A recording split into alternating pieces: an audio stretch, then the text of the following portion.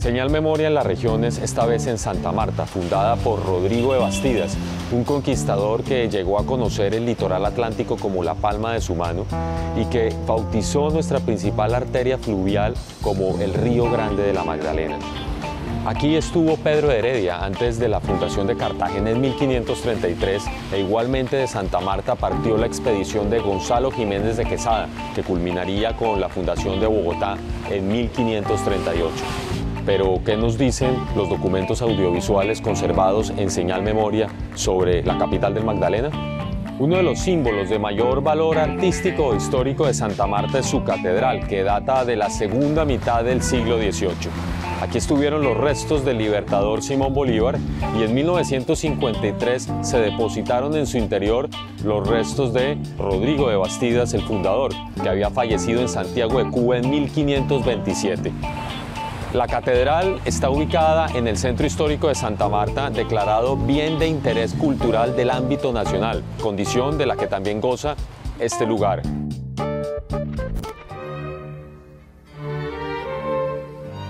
La catedral es una sobria y hermosa edificación del más puro estilo romántico renacentista.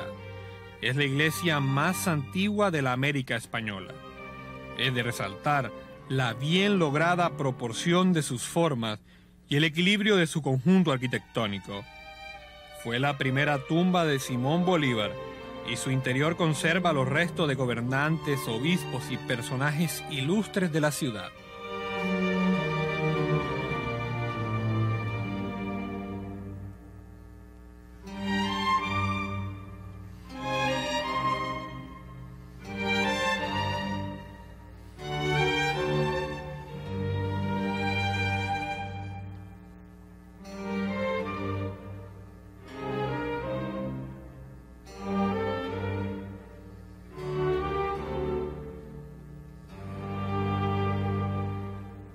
Se tiene por fecha de fundación de la ciudad de Santa Marta el 29 de julio de 1525, pero es importante para hacer alusión al pasado indígena de Santa Marta que la ciudad ya tenía algunos poblados y que excavaciones arqueológicas han encontrado evidencia de eso, que muchas poblaciones indígenas tuvieron o estuvieron asentadas en estos terrenos antes de que se fundara Santa Marta como ciudad. También vale decirlo, ¿no?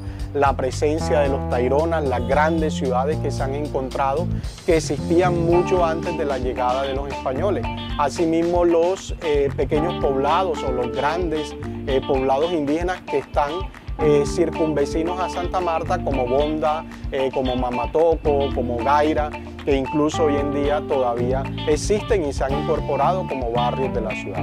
Durante la colonia y durante el siglo XIX, Santa Marta fue visitada por muchos viajeros, muchos estudiosos. Uno de esos fue el padre Julián, Antonio Julián, que escribió un libro que se llamó La Perla de América. Él allí consignó que Santa Marta era la perla de América, haciendo alusión precisamente a la cantidad de perlas que se extraían al norte del río Hacha. El malecón de Santa Marta es un punto neurálgico de la ciudad, es de alguna manera la calle primera, ¿no? El inicio de la fundación de la ciudad. Ha tenido una transformación a lo largo del tiempo, funcionó, ¿no? Como muelle colonial de alguna manera, como recepción de todos aquellos barcos y buques que llegaban. Ha tenido también varias transformaciones o modelaciones a lo largo del tiempo. Cuando se colocó la estatua de Bastidas en diciembre de 1929, tuvo inicialmente una remodelación. En los años 60 se volvieron a hacer algunas intervenciones. Tuvo en algún momento un lugar que se le llamó el Teatro del Mar y recientemente pues también tuvo una nueva remodelación.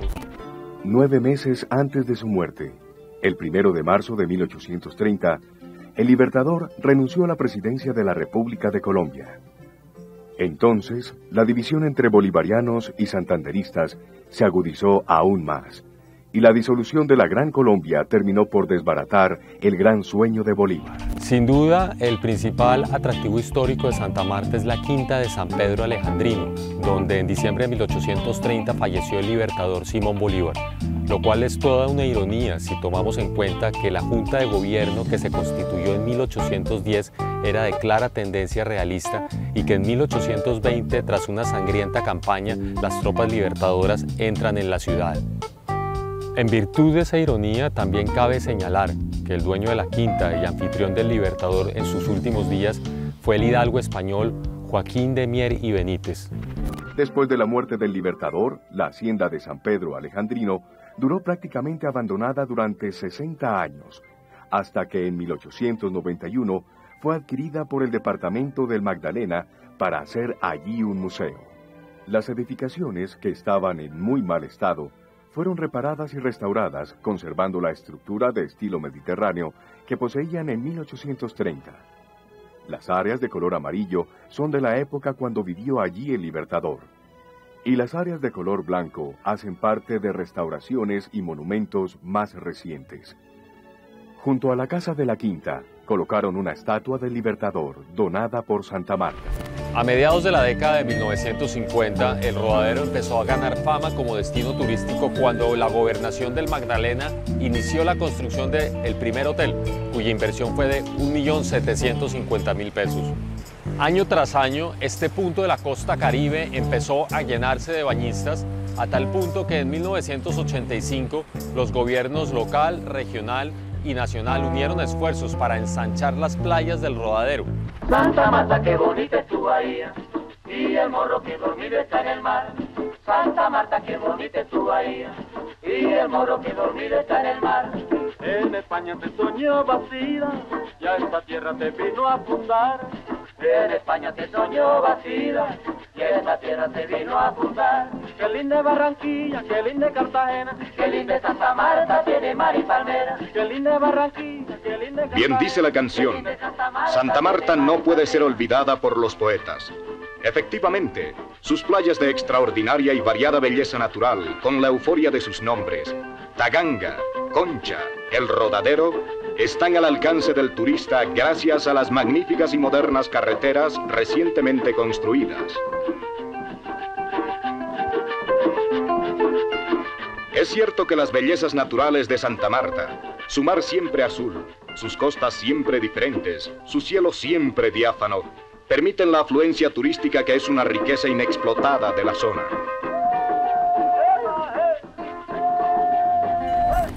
Dentro de las principales manifestaciones culturales de Santa Marta tenemos las fiestas patronales, las fiestas obviamente de Santa Marta, pero también otras fiestas de los que antes fueron pueblos de indios, como San Francisco de Asís en Taganga, como San Jerónimo de Mamatoco, en la población de Mamatoco, como San Jacinto de Gaira. Y de allí, entre la actividad de Taganga como pescadores y la actividad del barrio que creció a orillas del Mar Caribe, en cercanías del puerto de Santa Marta, el barrio Ancón, es donde van a surgir las bases culturales para lo que hoy celebramos como las fiestas del mar, las fiestas nacionales e internacionales del mar. Una dinámica que va a ser, digamos, apreciada por los intelectuales y por los deportistas de la época, y que van a verla como la forma por excelencia de expresar la riqueza turística que tiene Santa Marta. La lucha contra los indígenas en el siglo XVI, los ataques de piratas ingleses, franceses y holandeses en el XVII y un terremoto y una epidemia de cólera en el XIX son algunos de los hechos difíciles que registra la historia de Santa Marta. Sin embargo, gracias a la llegada del ferrocarril y al auge del comercio del banano, el eje Santa Marta-Ciénaga-Aracataca transformó su economía, convirtiendo a finales del siglo XIX y comienzos del XX a Santa Marta en el principal puerto marítimo del país.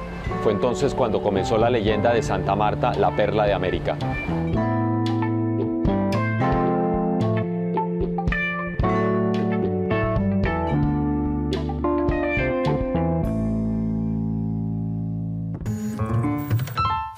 Señal Memoria, imágenes y sonidos para la historia.